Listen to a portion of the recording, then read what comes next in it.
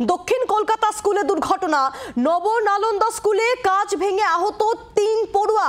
স্কুলে ঢোকার মুখে কাঁচ ভেঙে পড়ে, জখমদের মধ্যে 2 জনকে হাসপাতালে নিয়ে যাওয়া হয়েছে। পুরো বিষয় নিয়ে জানবো সরাসরি। আমাদের সঙ্গে রয়েছেন আমাদের প্রতিনিধি অয়ন, রয়েছেন আমাদের সঙ্গে। অয়ন, কিভাবে ঘটলো এই ঘটনা?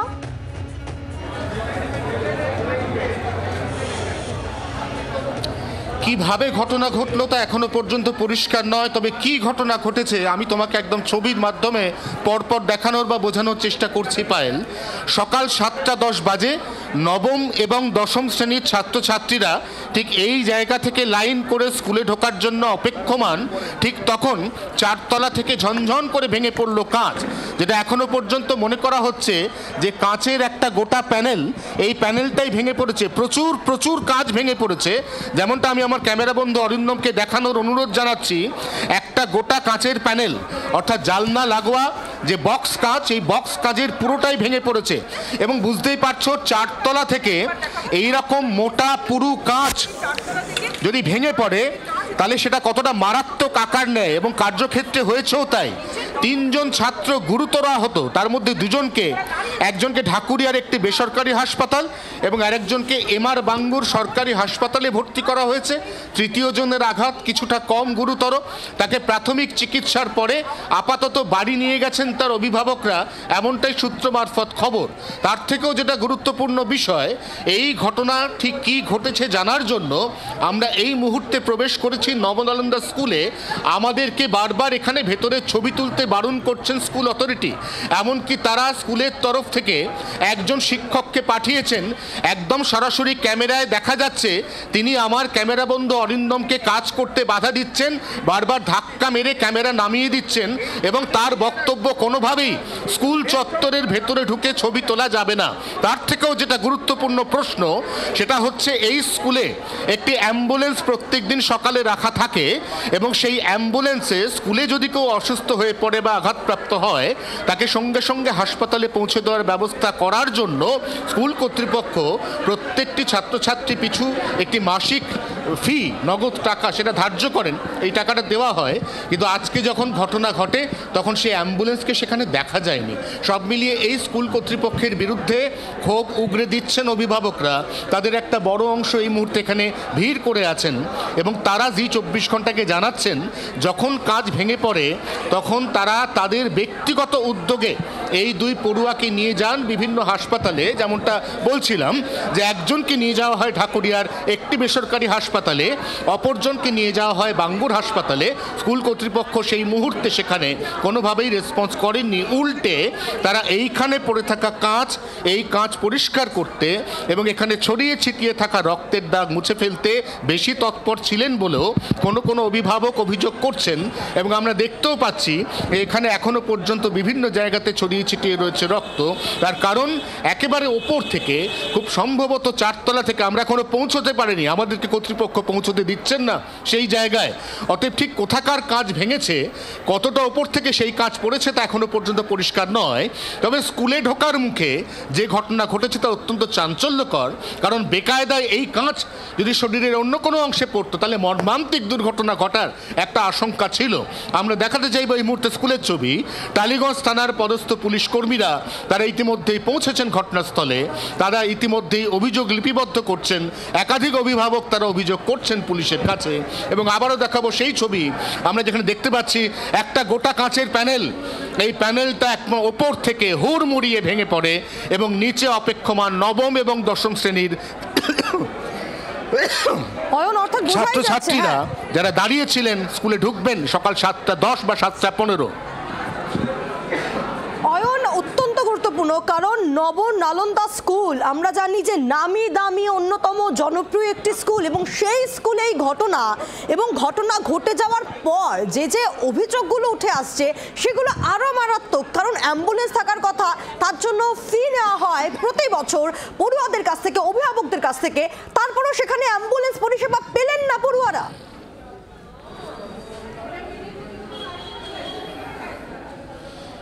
আমরা একটু জানার চেষ্টা করি যে এক্স্যাক্টলি কি ঘটেছিল, আপনাদের কাছে কি খবর?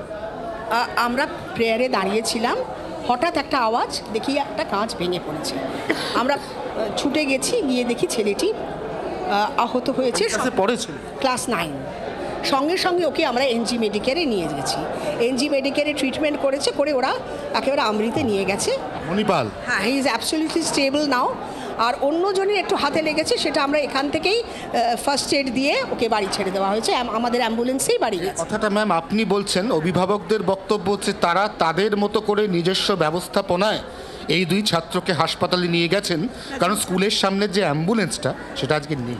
হ্যাঁ, অ্যাম্বুলেন্সের যে ছেলেটি থাকে সে অসুস্থ হয়ে পড়েছে এতটাই যে সে জানাবার সময় পায়নি। তো সুতরাং আমরা সঙ্গে সঙ্গে অল্টারনেট ব্যবস্থা কিন্তু আমরা সঙ্গে সঙ্গে করে ফেলেছিলাম, যেভাবেই হোক ব্যবস্থা হয়ে গেছিলো এবং টাইমে বাচ্চা নার্সিংহোমে পৌঁছে গেছে। আপনারা যদি ফুল কোঅপারেট করে থাকেন তাহলে আপনাদের বিরুদ্ধে অসহযোগিতার অভিযোগ উঠছে কেন? সেটা তো আমি ওনাদের কাছ থেকে, ওনাদের সঙ্গে আমি কথা বলেছি, এটা ওনাদের সঙ্গে আমরা আবার কথা বলবো নিশ্চয়ই প্রিন্সিপাল স্যার এলে, কিন্তু কোঅপারেট আমরা যথাসাধ্য করেছি। এবার ওদের মনোভাবটা ওনারা এখন এই এমার্জেন্সির মুহূর্তে ওনারা যা মনে করেন সেটা। কোন ফ্লোরের কাজ ভাঙলো এবং কেন ভাঙলো বলে আপনার মনে হয়? বোধহয় 3rd ফ্লোরের যেটুকু কাজ ভেঙেছে, কী কারণে এটা এখন ইনভেস্টিগেশন করা হবে। পুরো প্যানেলটাই তো ভেঙে গেছে কাজ। সেটা আমি গিয়ে দেখবো, আমরা তো ওপরে উঠবারই সুযোগ পাইনি, এবার উঠে গিয়ে দেখা হবে। আপনার নাম এবং আপনার ডেজিগনেশন? আমি ডিপার্টমেন্ট ইনচার্জ শ্রীমতী ভাস্বতী দত্ত। আপনি মর্নিংয়ের দায়িত্বে আছেন? মর্নিংয়ের দায়িত্বে আছি। মর্নিংয়ের দায়িত্বে থাকা টিচার ইনচার্জ যেটা বলছেন সেটা হচ্ছে এই স্কুল কর্তৃপক্ষের বিরুদ্ধে যে সমস্ত অভিযোগ এখনো পর্যন্ত তাহলে কি কোথাও রক্ষণাবেক্ষণের একটা বড়সড় অভাব রয়েছে? কারণ নব নালন্দা স্কুল নামের এই স্কুলের ওয়েট কিন্তু যথেষ্ট, আমরা জানি।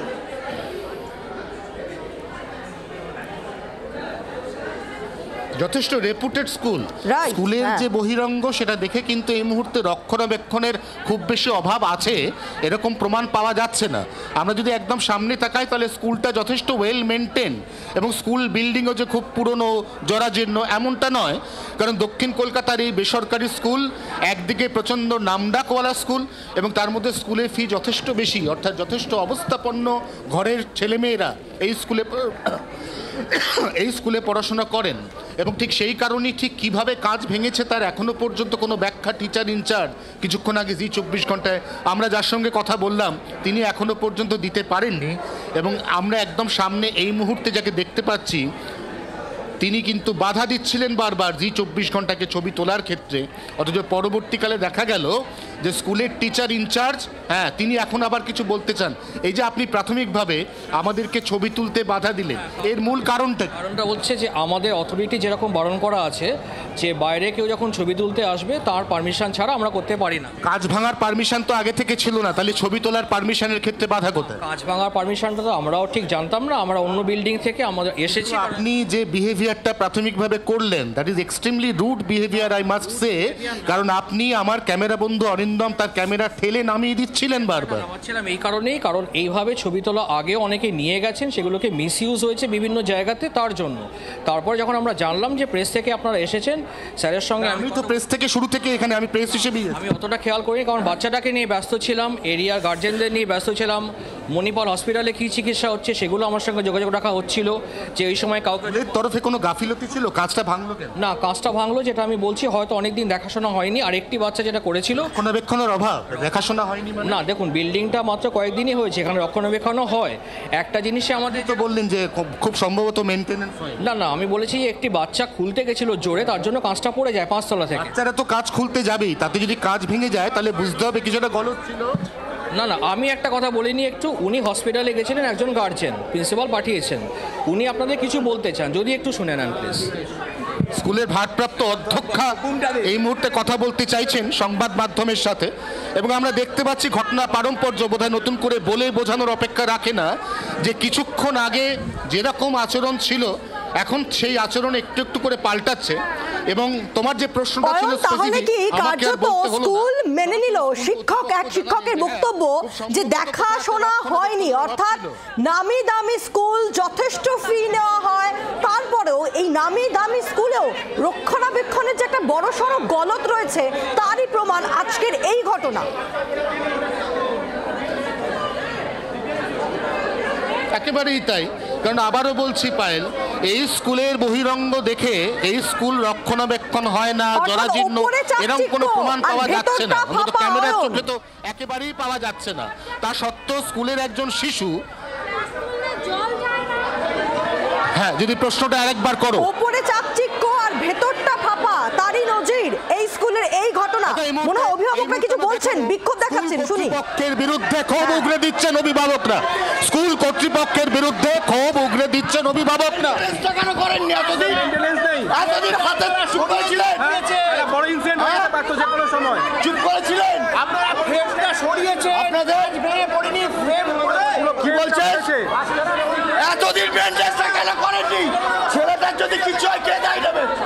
কে দায় নেবে? আপনি দায় নেবেন? আপনি বললেন কেন? আপনি ভেতরে দাঁড়িয়েছেন কেন? বেরিয়ে আসুন। আপনি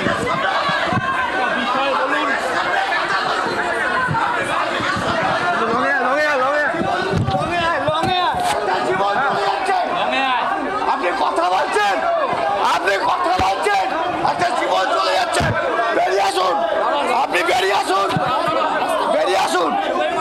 আপনি একটা কথা বলছেন, এতদিন মেনটেন্স হয়নি কেন? কি কারণে হয়নি? কি কারণে হয়নি বলুন? কি কারণে হয়নি বলুন? হ্যাঁ, একটা ছেলের জীবন তো চলে যাচ্ছে। আপনাদের যা বলি তো। কেন আসতে বলবো বলুন তো? মাইনে বাড়িয়েছে, সব টাকা বাড়িয়েছে। রাস্তা দিন। আজকে ছেলেটার কি অবস্থা? কথা বলেন। আপনার ছেলে নেই? আপনার ছেলে নেই? বলছি হাত জোর করছেন, লজ্জা লাগে না? এই মুহূর্তে তীব্র উত্তেজনা, এই মুহূর্তে তীব্র উত্তেজনা স্কুল চত্বরে। তার কারণ হচ্ছে আমরা শুরু থেকে যেটা দেখানোর চেষ্টা করছি, এটা হচ্ছে বারবার কর্তৃপক্ষের বিরুদ্ধে একটা অসহযোগিতার অভিযোগ, এবং সেই অভিযোগে সকাল থেকেই সোচ্চার অভিভাবকরা, এবং এই মুহূর্তে অভিভাবকদের সঙ্গে স্কুল কর্তৃপক্ষের তীব্র বচসা, একেবারে তীব্র বাদানুবাদ যদি চলছে। তুমি ভেতরে যাও, আমরা দেখছি যে শিক্ষকের উপর, স্কুল কর্তৃপক্ষকে কর্তৃপক্ষের উপর একেবারে ক্ষোভ উগরে দিচ্ছেন অভিভাবকরা।